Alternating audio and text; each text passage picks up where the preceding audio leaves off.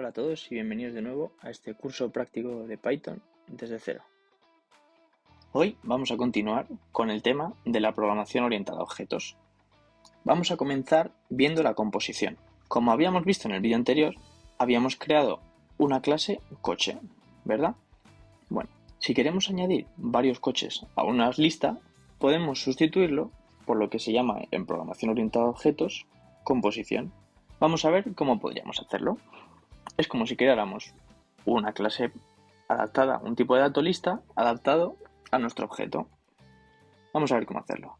Pues definimos una nueva clase, concesionario, que va a ser donde se almacenen la lista con los coches, y vamos a crearle dos métodos. Un método add para añadirle coches y un método mostrar disponibles para ver la información que tenemos, cuántos vehículos tenemos disponibles de cada tipo. Como siempre, con la palabra class definimos concesionario. En el método init definimos una propiedad disponibles, que va a ser la lista donde se almacenen los coches. Y vamos con lo interesante. En la función add, además de self, vamos a pedirle dos argumentos que van a ser coche y unidades, que por defecto vamos a ponerlo en 1. Vamos a comprobar que en el caso de que el coche que recibamos no sea de la clase coche, pues muestre un error de tipo. Y en caso de que las unidades no sean de tipo entero, pues muestre otro error. En caso de que no haya ningún error, pues a la lista self.disponibles que habíamos definido en init, con append le añadimos en una tupla el coche y las unidades. En la función mostrar disponibles, pues vamos a recorrer los elementos de la lista self.disponibles y vamos, por un lado, a imprimir esta cadena de texto y una línea para ver más claro la separación. Si lo ejecutamos, vamos a hacer lo siguiente. Vamos a crear con una lista de colores, de marcas y de unidades. Vamos a comenzar creando un objeto concesionario. Con un bucle for vamos a recorrer estas tres listas con zip y vamos a crear un objeto coche con el color y la marca, y utilizando concesionario.add le vamos a añadir el coche que hemos creado y las unidades. Y finalmente vamos a mostrar disponibles. Si lo ejecutamos, vemos que nos pone del modelo, este texto de aquí, hay uno disponibles. ¿Por qué se ve esto así? Bueno, porque no hemos definido en la clase coche cómo tiene que mostrar el objeto. Vamos a ver cómo podemos hacerlo. Si volvemos a la clase coche, podemos utilizar el método reservado, que más adelante veremos otros más, $str $, y le retornamos una cadena de texto. Y esta cadena de texto lo que va a decirnos es qué mostrar cuando yo llame a ese objeto con un print o quiera verlo por pantalla. Si lo ejecutamos, ahora que ya hemos definido el // string, otra $, vemos que si lo ejecutamos nos muestra lo que habíamos definido, la marca, guión y el color. Otro método reservado que nos puede ser útil es $len $. Este método va a definir qué retornar cuando llamemos a la función len con el objeto de la clase concesionario. Y le decimos, cuando llames a len de concesionario, quiero que me muestres la longitud de self disponibles.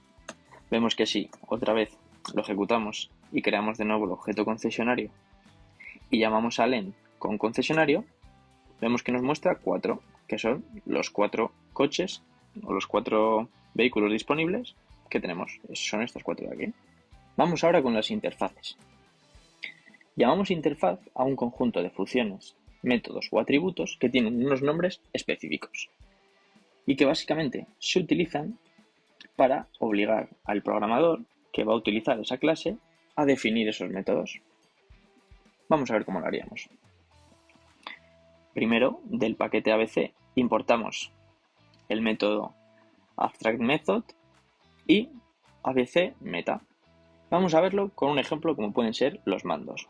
Pues creamos una clase mando y entre paréntesis le decimos que metaclass es igual a abcmeta.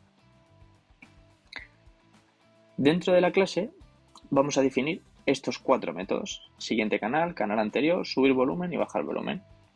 Y utilizando arroba y la función AbstractMethod se la aplicamos a la función. Esto es lo que se conoce como un decorador, que más adelante veremos cómo funciona.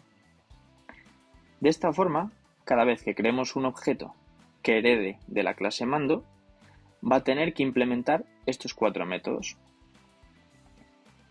Esto nos puede ser útil ya que, por ejemplo, con esta clase mando, si queremos crear, imaginemos, 2 tipos de mandos diferentes, por ejemplo, mandos de Samsung o mandos de otra marca, pues siempre dentro de esas otras clases vamos a tener que definir estas 4 funciones.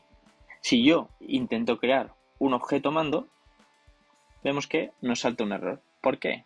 Porque mando es una clase abstracta, es decir, no hace nada. Simplemente es para lo que habíamos comentado, para obligar a que se implementen esos métodos. Vamos a ver con un ejemplo. Si nosotros creamos una clase mando de televisión que hereda de la clase mando, pues vamos a definirle los 4 métodos que habíamos visto. Si definimos los 4 métodos, vemos que el mando se define correctamente. Sin embargo, si por ejemplo nos dejamos sin definir uno, que puede ser este último, y lo ejecutamos, vemos que nos aparece un error y nos dice: no se puede instanciar la clase mando porque tiene un método abstracto bajar volumen que no está definido. Por lo tanto, lo definimos y vemos que ya funciona correctamente.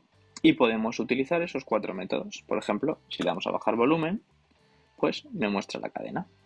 Como habíamos comentado brevemente en la parte anterior, pues Python tiene algunos métodos especiales que pueden ser de gran utilidad. Estos métodos están reservados y deberíamos conocerlos. Vamos a ver los ejemplos con puntos. Vamos a crear una clase punto que tiene 2 propiedades, un valor en X y un valor en Y. Si lo ejecutamos y mostramos el punto, lo primero que vemos es que nos muestra esta cadena de aquí. Pero esto no es legible, ya que no nos da información de este punto en concreto. Pues como habíamos visto, con el método reservado str entre dobles barras, pues lo podemos modificar. Y vamos a hacer que ahora se vea una línea, coordenada X y su coordenada X, coordenada Y y su coordenada Y, y otra línea.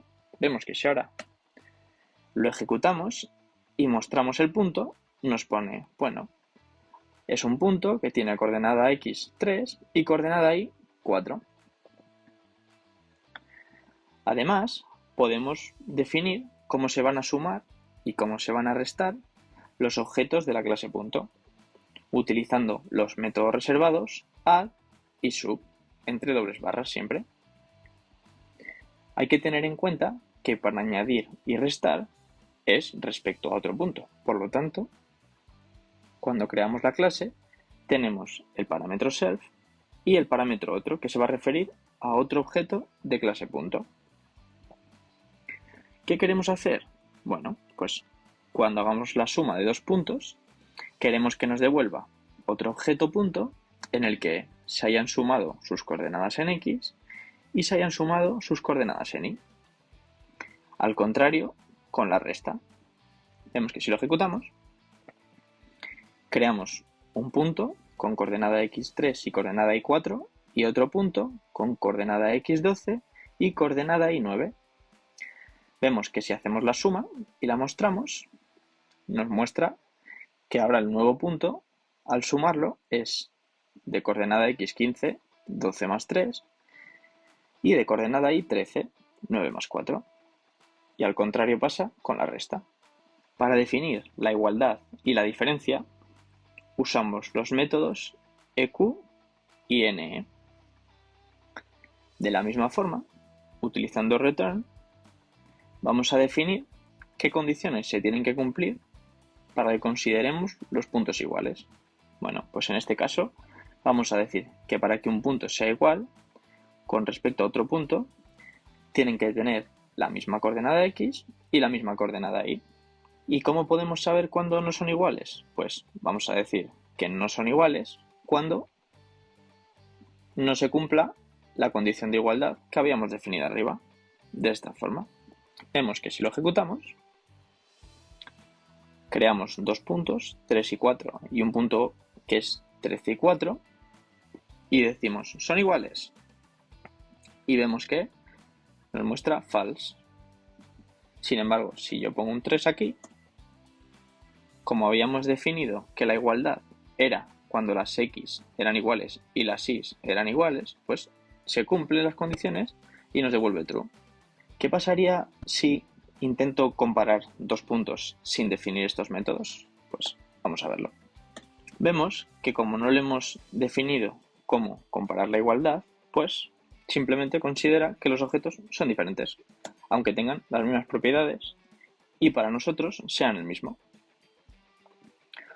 Con dir, como habíamos visto, podemos ver todos los métodos de una clase. También podemos ver los métodos reservados, que son aquellos que van entre dobles barras bajas. Si lo ejecutamos, vemos que todos estos son los métodos reservados que podemos definir. Sin embargo, no es necesario definirlos todos, sino los vamos a tener que utilizar. Hasta aquí este segundo vídeo de la programación orientada a objetos. Espero que os haya parecido interesante el tema. Como siempre, cualquier duda dejármela en los comentarios y os dejaré en la descripción el enlace a los documentos. Y como siempre, hasta la próxima.